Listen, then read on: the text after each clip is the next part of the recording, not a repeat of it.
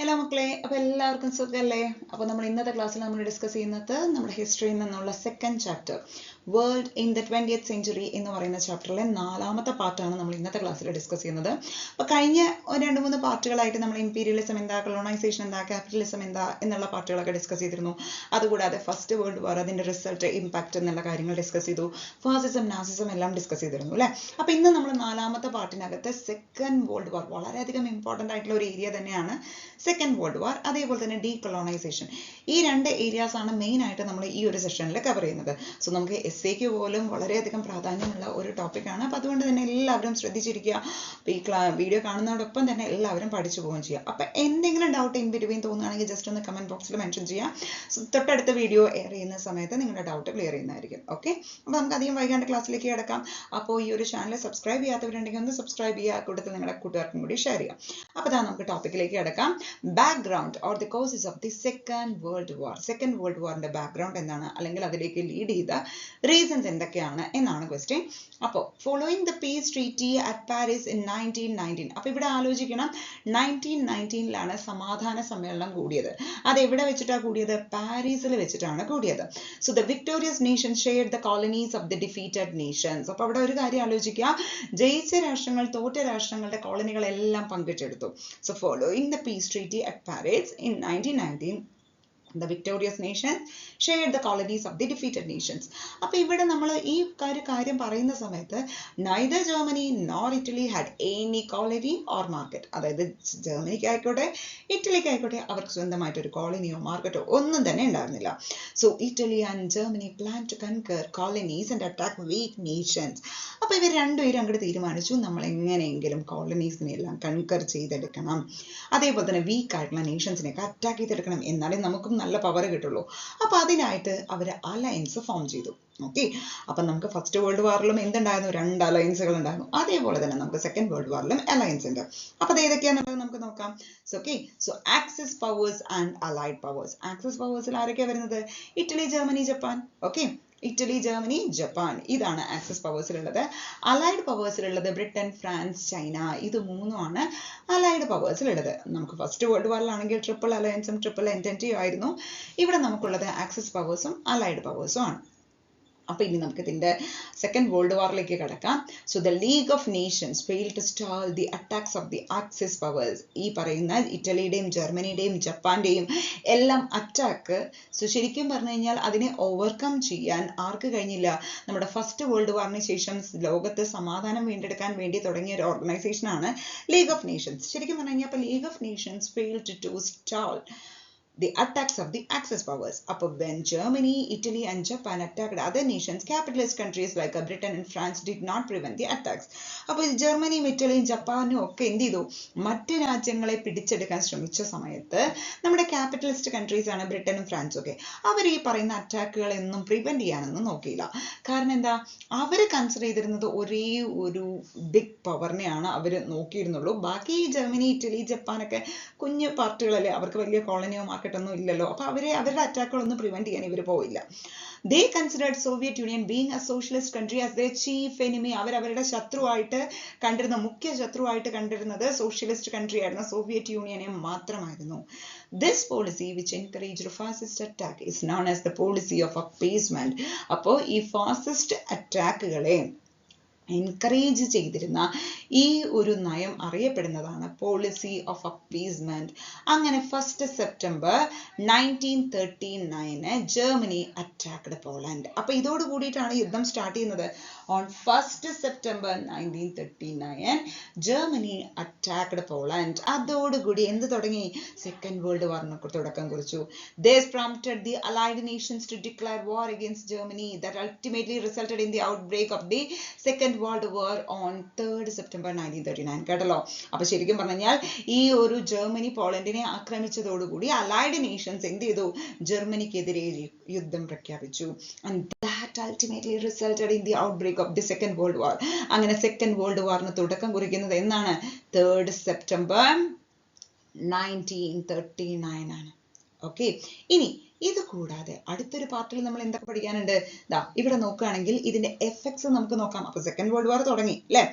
അപ്പൊ ഇനി നോക്കുകയാണെങ്കിൽ the entry of the Soviet union and America change the complexion of the second world വാർ. അപ്പൊ Soviet യൂണിയനും അമേരിക്കയും ഇതുവരെ enter ചെയ്തിട്ടുണ്ടായില്ല.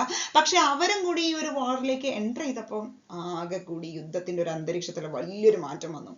Italy and Germany surrendered immediately. അപ്പൊ അവര് ജോയിൻ ചെയ്ത സമയത്ത് ഇറ്റലിയും ജർമ്മനിയും അങ്ങോട്ട് വേഗം കീഴടങ്ങി കൊടുത്തു. Mussolini was killed by the local partisans. Mussolini എന്ത് ചെയ്തു? ഈ പറയുന്ന ലോക്കൽ പാർട്ടിസൻസ്, ലോക്കൽ നേതാക്കന്മാരെ എന്ത് ചെയ്തു? കൊന്നു. ഹിറ്റ്ലർ എന്ത് ചെയ്തു? നിങ്ങൾ എന്നെ കൊല്ലണ്ട, ഞാൻ എന്ത് ചെയ്യാം, ഞാൻ സ്വയം വീരമൃത്യു വരിച്ചു. So Hitler committed suicide. അപ്പൊ മുസോളിനിയെ കൊന്നു, പക്ഷെ Hitler committed suicide. The Soviet Union moved to Japan through the Trans Siberia to subjugate Japans. Okay, ജപ്പാനെ പിടിച്ചെടുക്കാൻ വേണ്ടി സോവിയറ്റ് യൂണിയൻ ട്രാൻസ് സൈബീരിയയിലൂടെ യാത്ര തിരിച്ചു. Okay, but before it could reach Japan, പക്ഷെ സോവിയറ്റ് യൂണിയൻ ജപ്പാനിൽ എത്തുന്നതിന് മുമ്പ് United States of America dropped 2 atom bombs in Japan. Okay, അപ്പോ ജപ്പാനിലേക്ക് സോവിയറ്റ് യൂണിയൻ എത്തുന്നതിന് മുമ്പ് ആരെത്തി? നമ്മുടെ USA എത്തി. എന്നിട്ട് അവിടെ 2 ബോംബ് ഇട്ടു. Little boy in Hiroshima on 6th August 1945 and fat man in Nagasaki on 9th August. Okay, അങ്ങനെ 9th August 1945-ന് 6th August 1945-നും 2 bomb അങ്ങോട്ട് ഇട്ടു. ഒന്ന് ഹിരോഷിമയിലും മറ്റൊന്ന് നാഗസാക്കിയിലും. അതോടുകൂടി ജപ്പാനും സറണ്ടർ ആയി.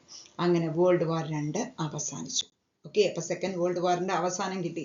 ഇനി എന്തൊക്കെയാണ് ഇതിന്റെ കോൺസിക്വൻസസ് എന്നുള്ളത് നമുക്ക് നോക്കാം. സെക്കൻഡ് വേൾഡ് വാറിന്റെ consequences. Okay, so over 10 million people died. 10 million ജനങ്ങൾ മരണപ്പെട്ടു. Economic system of European countries was destroyed. European countries in economic system destroy ചെയ്യപ്പെട്ടു. European dominance in world diminished. അതായത് വേൾഡിലെ യൂറോപ്പുകാരുടെ ഒരു ഡോമിനൻസ് ഉണ്ടായിരുന്നു, അത് അങ്ങോട്ട് കുറഞ്ഞു. So freedom movements in Asia and Africa intensified. ഏഷ്യയും ആഫ്രിക്കയിലുള്ള സ്വാതന്ത്ര്യത്തിന് വേണ്ടിയുള്ള പോരാട്ടങ്ങൾ ഒന്നുകൂടി ശക്തമായി. America and Soviet Union emerged as global powers ആയിട്ട് അമേരിക്കൻ സോവിയറ്റ് യൂണിയൻ ഒക്കെ വളർന്നു വന്നു. So in a bid to preserve and maintain world peace, United Nations Organization UNO. അപ്പൊ ഫസ്റ്റ് വേൾഡ് വാറിന് ശേഷം തുടങ്ങിയ ഒരു ഓർഗനൈസേഷൻ ആയിരുന്നു ലീഗ് ഓഫ് നേഷൻസ്. അതൊരു പരാജയമായിരുന്നു. അതുകൊണ്ടാണ് വീണ്ടും ഒരു വാർ ഉണ്ടായത്. പക്ഷേ ഈ പറയുന്ന വേൾഡ് പീസ് നിലനിർത്താൻ വേണ്ടിയിട്ട് മറ്റൊരു ഓർഗനൈസേഷൻ സെക്കൻഡ് വേൾഡ് വാറിന് ശേഷം ഫോം ചെയ്തു. അതാണ് United Nations Organization. Okay, so war affects both innocents and culprits. ശരിക്കും പറഞ്ഞാൽ വാർ നല്ല രീതിയിൽ പാവപ്പെട്ട, അതായത് ഒന്നും അറിയാത്തവരെ പോലും, അതായത് ശരിക്കും അതിൽ ഭാഗമായിട്ടുള്ളവരും അല്ലാത്തവരും പോലും അഫക്ട് ചെയ്യപ്പെട്ടു. Prepare a note on the lessons that we can imbibe from the first and second world war. ശരിക്കും പറഞ്ഞാൽ 2 വാറും കൂടി നമ്മൾ കൂട്ടിയോജിപ്പിച്ച് നോക്കണമെങ്കിൽ അതിൽ നമുക്ക് കോമൺ ആയിട്ട് പറയാൻ കഴിയാം, many people were killed on the part of innocent and the culprits.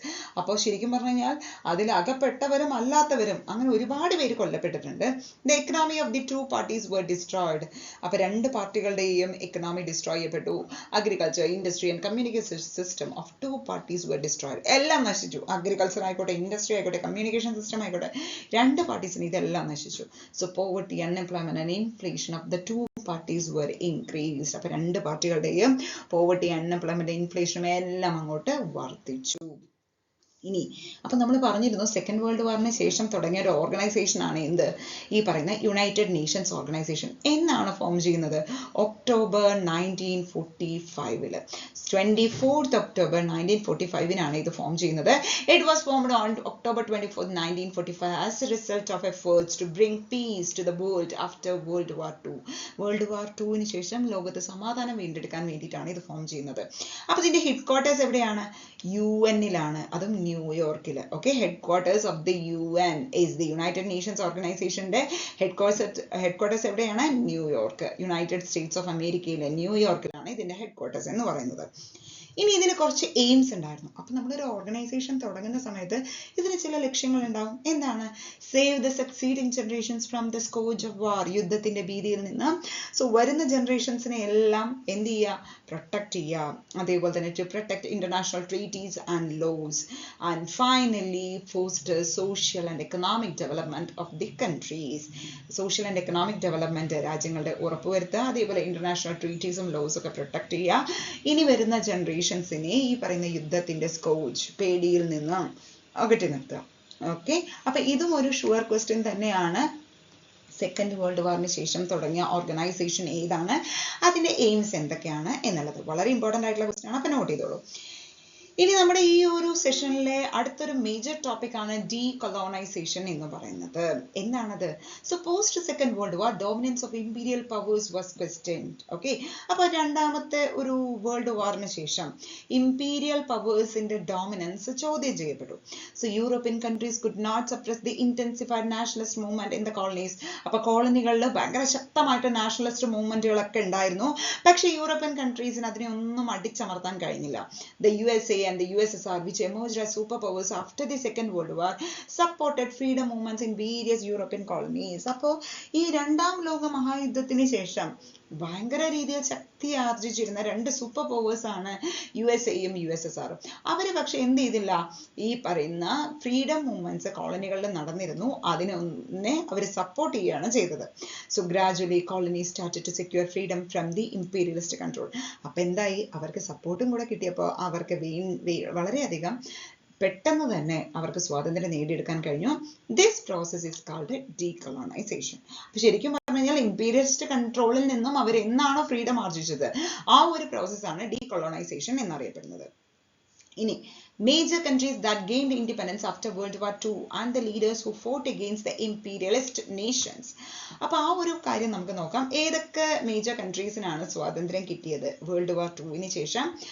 And the leaders who fought against the imperialist നേഷൻസിനെതിരെ പോരാടിയ നേതാക്കന്മാർ അല്ലെങ്കിൽ ലീഡേഴ്സ് ആരൊക്കെയാണ് എന്നുള്ളത് നോക്കാം.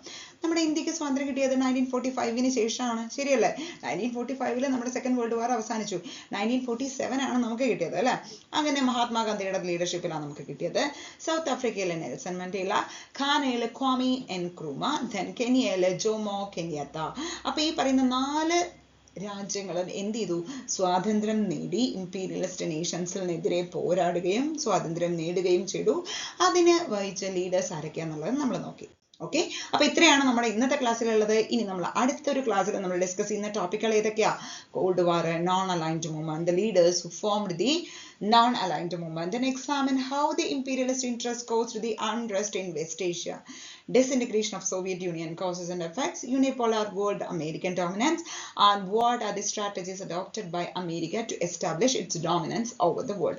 ഇത്രയും ടോപ്പിക്കുകളാണ് നമ്മൾ അടുത്ത ഒരു ക്ലാസ്സിൽ ഡിസ്കസ് ചെയ്യാൻ പോകുന്നത്. അപ്പൊ അതിനു മുമ്പായിട്ട് സെക്കൻഡ് വേൾഡ് വാർ, അതിന്റെ കോസസ്, അതിന്റെ ഇമ്പാക്ട്, എല്ലാ കോൺസിക്വൻസസും എല്ലാം കംപ്ലീറ്റ് ചെയ്ത് പഠിച്ചു വെക്കുക. Anyway, thank you so much for watching today's session. അപ്പൊ അടുത്തൊരു സെഷനിൽ നമ്മൾ വീണ്ടും ഈ പറഞ്ഞ ടോപ്പിക്കുകളുമായിട്ട് നമ്മൾ വീണ്ടും വരുന്നതായിരിക്കും. Till then, thank you and have a nice day. Bye bye.